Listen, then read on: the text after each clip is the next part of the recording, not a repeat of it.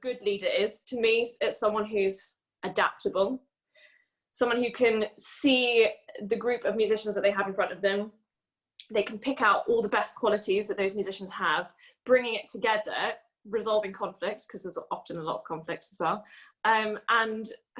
But having, I mean, it's like a good politician, having the ability to change their mind and back it up and not see that as a great fault. And I actually think that there's been quite a big shift in the last, I don't know, maybe 10 or 20 years towards a more kind of kind leadership like that. A more inclusive leadership, maybe. I think so. And I think the pandemic has been a great equalizer for that. I mean, when this all happened back in a year ago, everything, because everything shut down for everyone, it's such an amazingly unique opportunity that we had, where suddenly you had people who are at the top of the music industry and people who are, entry level, coming out of conservatoire or students.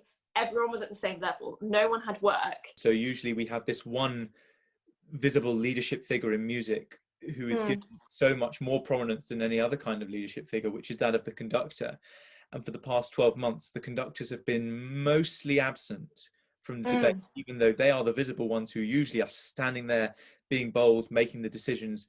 And actually, it's people like you who have been much more proactive, much more visible, much more creative. I also trained as a pianist and as a violinist. So at school, I was involved in a lot of orchestras, and kind of even after that, I played the violin for a long time, kind of haven't in the last 5 years or so. But I feel like I've got a bit of a unique perspective of leadership in that kind of position. And I think that as a singer, you're far less encouraged to be a leader. What was it about everything being shut down that became a creative catalyst, where for so many people it shut the doors on lots of opportunity? Tunnel vision, let's say, where you're told that you have to apply to this young artist program, you have to do this audition, you should be doing this program, you should be doing this, should be doing this, and you're not encouraged to have ownership over what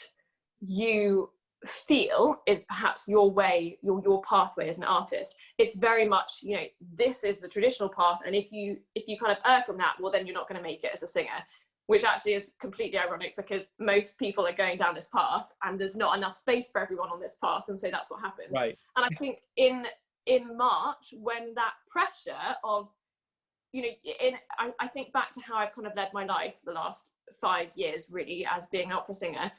It's deadline.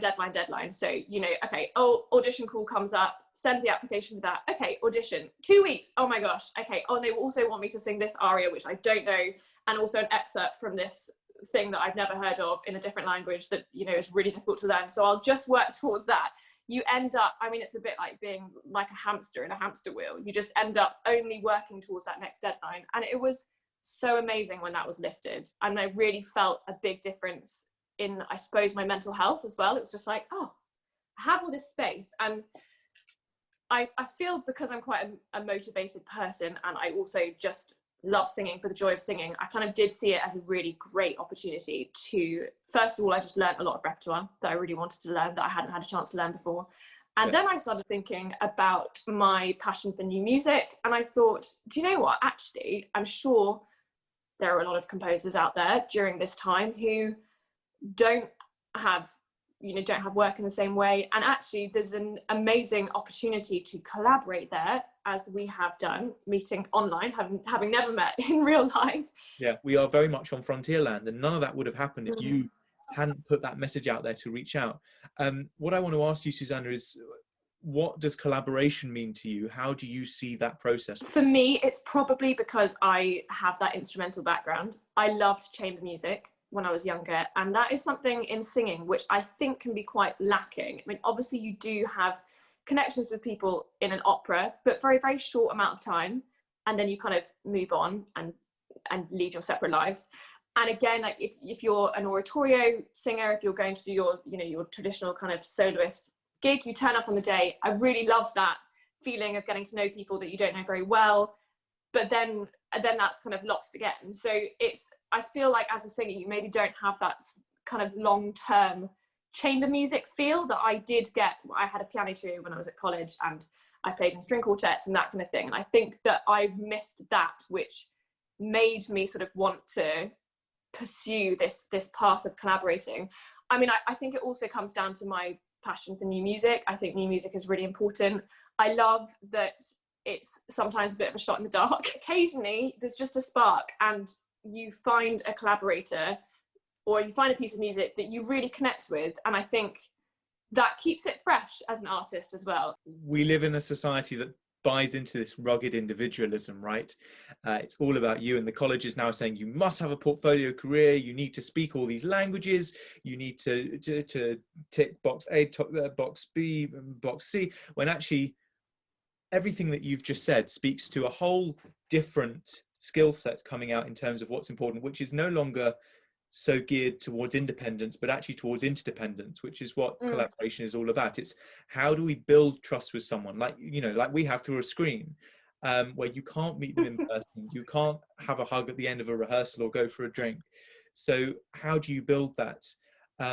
How do you spend the time and energy finding a diamond in the rough when you put a message out there and you get 150 responses and most of them aren't what you're looking for? You are a rounded musician because you play chamber music and you have a knowledge of orchestral repertoire and chamber music, you know, the great string quartets, some of the greatest masterpieces by the greatest composers. You never really know where things might take you, and I really love that about music. I love that network, that you sort of don't really know what path you might go down, and, you know, 3 years later, oh, that person that you met at the pub after that concert, they suddenly think of you because you posted something, and, you know, it just works like that. When I saw your post pop up, I already already knew who you were. Yeah, no, and I knew your work, or some of it, and I actually thought, gosh, you know, Susanna's really well established.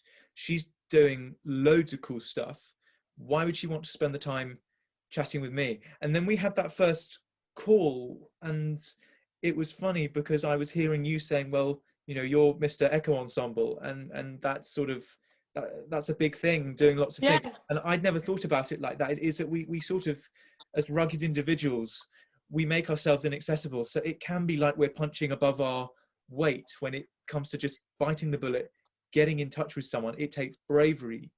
That's so interesting. I love that you said that, because I think that building a presence online is like, you know, you're trying to put the best version of yourself out there, and it's so easy to look at other people and think, oh my goodness, they're doing so much, they've done this, they've done that, they're so well established, and we never see that.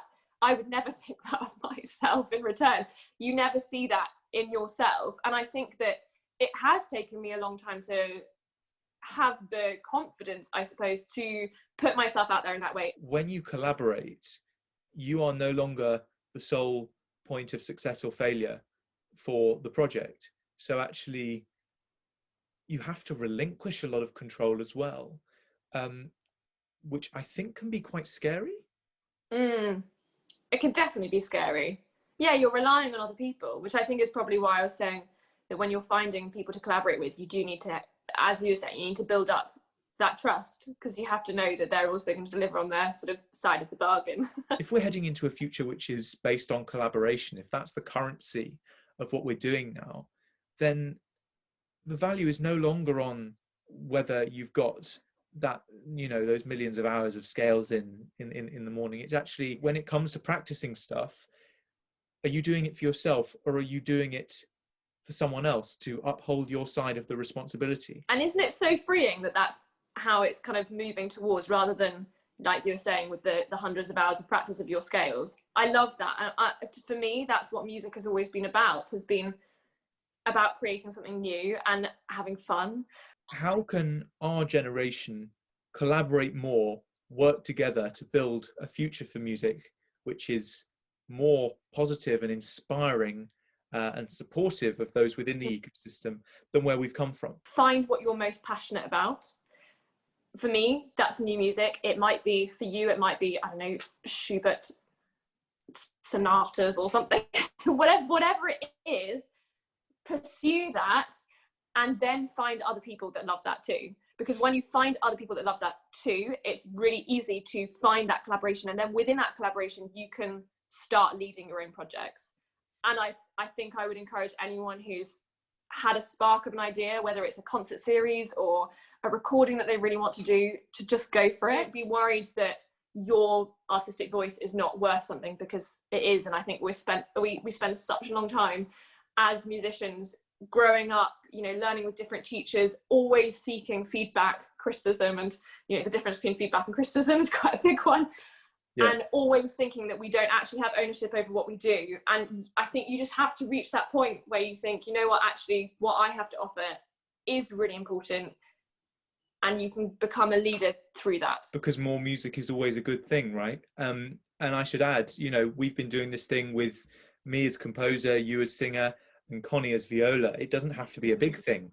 3 people is sometimes enough to manage. But what I really love in what you just said, I think you highlighted one of the main responsibilities of leadership, which we don't talk about that much. You're putting yourself in a position where you're asking things of other people.